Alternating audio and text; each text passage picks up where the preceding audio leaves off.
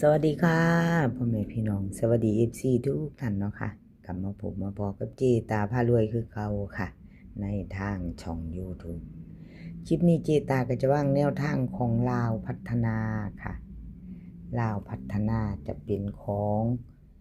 วันที่20เนาะค่ะของวันที่20ลาวพัฒนาจะเป็นของวันที่20ค่ะพี่น้องเป็นวันศุกร์เห็นอยู่นี่ประวัติของมาดามคำนวณค่ะมาดามคำนวณคนสวยรวยนำใจดารามาดามวันที่18ที่ผ่านมาประวัติของเพิ่นค่ะเข้าไป2ตัววิ่งลาวพัฒนาออก329 3ตัวบน43ล่างค่ะมาดามคำนวณคนสวยรวยนำใจเข้าไป1ตัวเดียววิ่งตัวเดียว2ตัวเดียวเข้าไป2ตัว1เนาะค่ะพี่น้องเจตาก็ได้เนาะเว้ากันไปกลับมาวิ่งรูดเพิ่นยังเด่นยังดังอยู่เด้อพี่น้องมาดามคำนวณคนสวยรวยน้ำใจของเพิ่นยังมาถือว่าเดินดีอยู่เด้อค่ะมาดามคำนวณสายวิ่งสายรูดจับตามองค่ะไผยังบ่ทันใดท่านตามมาไปใหม่ไปต่อกับมาดามคำนวณค่ะคนสวยรวยน้ำใจมาตามต่อค่ะวันที่20มาดามคำนวณให้มาวิ่งรูด6กับ8ค่ะ2ตัว4หาง62 64 82 84ค่ะเบิ้ล66 88 3ตัวค่ะ3หาง682 684 668ค่ะวิ่งรูดเพิ่นเด่น8ตัวเดียวร่อง6เน้น82กับ48กับ84ค่ะ2หาง2ตัว2หางค่ะ3ตัวเน้นหางเดียว682 684ค่ะดารามาดามเน้นให้2หางเด้อค่ะ3ตัวพิจารณาสายวิ่งสายรูดพอของมาดามคำนวณเพิ่นเข้าไป2งวดติดเด้อค่ะวิ่งรูดถือว่าเดินดียังบ่ทันหลุดเด้อค่ะสายวิ่งสายรูดแคปหน้าจอไปไว้พิจารณาไปต่อกับมาดามคำนวณเนาะค่ะคนสวยรวยน้ำใจแคปหน้าจอค่ะใครจะไปต่อกับเพิ่นมาดามคำนวณเนาะค่ะแคปหน้าจอครับขอบคุณขอบคุณมาดามคำนวณหลายๆค่ะที่ให้แนวทางมาวางทางช่องด้วยดีเสมอมาเนาะค่ะกราบขอบพระคุณเป็นอย่างสูงไปต่อค่ะไปต่อเป็นของช่อเชษชัยช่อเชษชัยค่ะวันที่8ที่ผ่านมา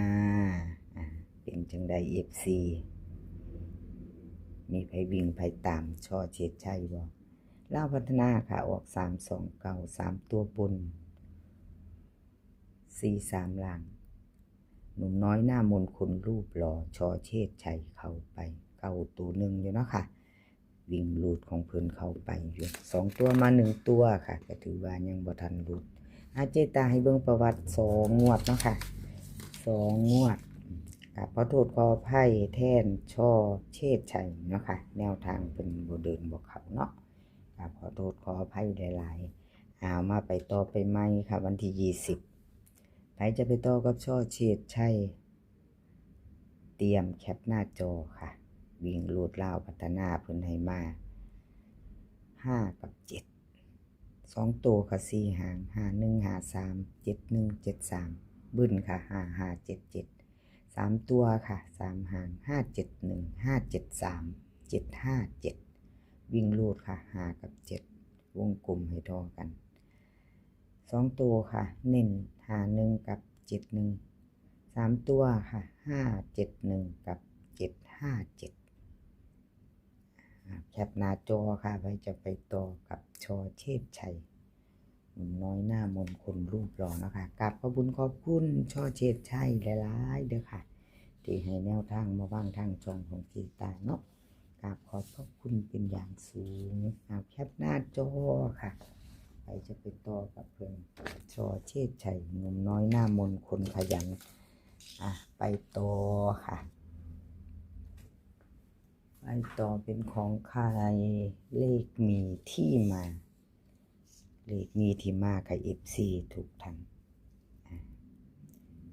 มีใครตามวิ่งรูดเพิ่นบ่พี่น้อง เลขมีที่มาค่ะวันที่18ที่ผ่านมาประวัติของเพิ่นประวัติเลขมีที่มาเนาะค่ะเขาไป2วิ่งตัวเดียวเล่าพัฒนาออกค่ะ32943ของเพิ่นเข้าไปวิ่งรูดตัวนึงเนาะค่ะ2ตัวมา1ตัวค่ะ2ตัวมา1ตัวเบิ่งประวัติอีกงวดนึงค่ะของเลขมีที่มาวิ่งรูดเพิ่นบ่ทันรูดเด้อค่ะพี่น้องถือว่าเดินดีอยู่ค่ะ2ตัวมา1ตัวเนาะสายวิ่งสายรูดค่ะเลขมีที่มายังเดินดีอยู่นะคะยังมาอยู่ค่ะเลขมีที่มาลาวพัฒนาค่ะวิ่งรูด7กับ8ค่ะ2ตัว4หาง7374 8384 2เบิ้ลค่ะ7788 3ตัว3หางค่ะ3ตัวของเพิ่น783 784 778ค่ะแคปหน้าจอครับไปจะไปต่อกับเลขมีที่มาเนาะพี่น้องเตรียมแคปหน้าจอเด้อค่ะเพิ่นเด่น8ตัวเดียวค่ะเน้น83กับ84 2ตัว3ตัว3ตัวเน้น2หาง783 784ค่ะเลขมีที่มากับขอบคุณหลายๆเด้อค่ะเลขมีที่มาที่ให้แนวทางมาวางทางช่องของเจตาด้วยดีเสมอมาเนาะเอาแคปหน้าจอค่ะใครจะไปต่อกับเพิ่นเตรียมแคปหน้าจอไปรุ่นใหม่ในวันศุกร์นะพี่น้องวันศุกร์20:30ใครจะไปต่อกับเลขมีที่มาแคปหน้าจอไว้ค่ะแคปหน้าจอไปต่อค่ะไปต่อกับเลขรับนางฟ้าเนาะค่ะเลขรับนางฟ้าประวัติของเพิ่นค่ะวันที่18ที่ผ่านมาลาวออก329 3ตัวบน43ล่างของเพิ่นเข้าไปวิ่งรูดตัวนึง3ค่ะแต่เป็น3ทั้งบนทั้งล่างเนาะพี่น้อง3ติดทั้งบนทั้งล่างค่ะแคปหน้าจอไว้เด้อพี่น้องแนวทางใหม่ของเพิ่นนั่นวิ่งรูดเพิ่นก็ยังถือว่าเดินอยู่ค่ะเจตายเบิ่งประวัติ2งวดของเพิ่นกับเขาอยู่2งวดเนาะค่ะยังไม่หลุดเนาะถือว่าเดินดีอยู่ค่ะ2ตัวมาตัวนึงเลขรับนางฟ้าใครจะตามต่อก็เตรียมแคปหน้าจอค่ะรับนางฟ้าวันที่20เป็นวันศุกร์ลาวพัฒนาวิ่งรูดเพิ่นให้มาค่ะ9กับ1 9กับ1 2ตัว4หางค่ะ94 95 97 15 17ค่ะบึ้น99กับ11 3ตัวค่ะ3ตัว915 917 991ค่ะวิ่งรูดเพิ่นเด่น1เด้อค่ะ1ตัวเดียวรองเก่า2ตัวเน้น2หางค่ะ15กับ17 3ตัวเน้น2หาง915 917ค่ะแคปหน้าจอค่ะใครจะไปต่อกับเลขรับนางฟ้าแคปไว้เนาะพี่น้องขอบคุณเลขรับนางฟ้าหลายๆค่ะที่ให้แนวทางมาว่างทางช่องเนาะค่ะขอบพระคุณเป็นอย่างสูงกับถึง FC เนาะค่ะขาดบ่ได้บ่ว่าจะเป็น FC เก่า FC ใหม่เนาะค่ะที่เขามาติดตามรับชมกดไลค์กดแชร์มาคอมเมนต์กดหัวใจให้เจตาเป็นกำลังแรงใจช่องน้อยๆเนาะค่ะขอบพระคุณเป็นอย่างสูงบางชิปเจตาก็จะว่าง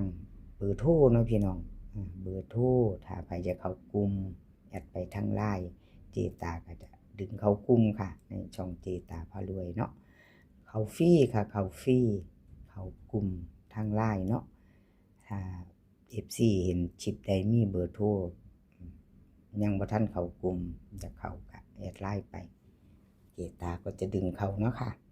เข้ากลุ่มเข้ากลุ่มก็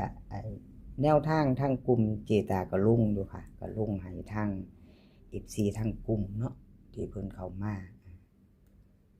ผู้เพิ่นบ่ได้เบิ่งมีเวลาเบิ่งคลิปเนาะค่ะมีเวลาน้อยเพิ่นก็เข้าไปเบิ่งแนวทางทางกลุ่มเข้าไปทางกลุ่มได้เนาะค่ะ